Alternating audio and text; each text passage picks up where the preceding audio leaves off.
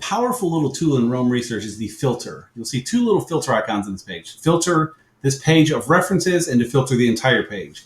For the way I use Roam, filtering the references is far more useful, and it'll work the same. So I'll show you how it works here. You can use it where it makes the most sense for you. So I have a hashtag called book for any book I reference in my database. This is in my personal database here. I have 182 linked references. So if I expand that down, you can see all the books I've mentioned in here, which if I want to find something to read, that's pretty overwhelming. But fortunately, the filters can help out quite a bit, because you'll see I have things in here. I put a hashtag done reading or to read, faith, Blinkist. I have different things to help carve it out a little bit. I probably should do better with descriptions of the books with some of that, but this at least will get me a long way toward what I need. So I have 182 linked references. So we'll open the filter. And you can do two things. You can include things, so only show blocks that have this in it, or remove to hide blocks with something in it. So I'll say, you know what, I want to find the books to read. So I'll click on that, and suddenly my 182 is only showing 79 books. All right, that's pretty good.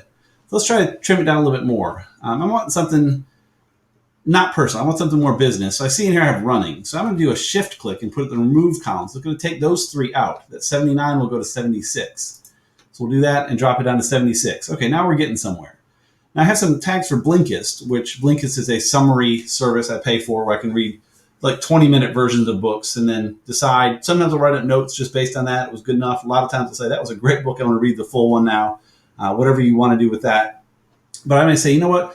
I don't have a lot of time, so I want to find one that I know is on Blinkist. You'll see that these don't quite add up to the total because I haven't researched every book yet. But I know these 34 are not available on Blinkist, and these 16 are.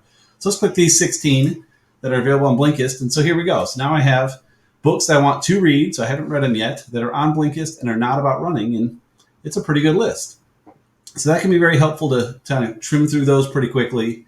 Another neat thing you can do, we'll take some of these back out of here, is on any of these, close it back out here. If we go back and put it in fresh, it gets a little glitchy sometimes. If you hover, oops, it just showed up and I clicked off. Here we go. Let's try again.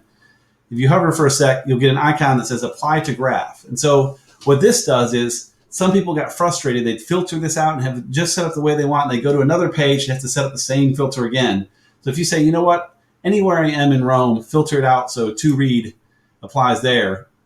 Now to read is everywhere. So everything's filtered out basically unless it says to read. So I don't want that really on mine, so I'm going to clear it back out. And frankly, I haven't used that feature yet, but it can be nice in some circumstances. But for me, going to a big page, especially book, is the one I'm on a lot.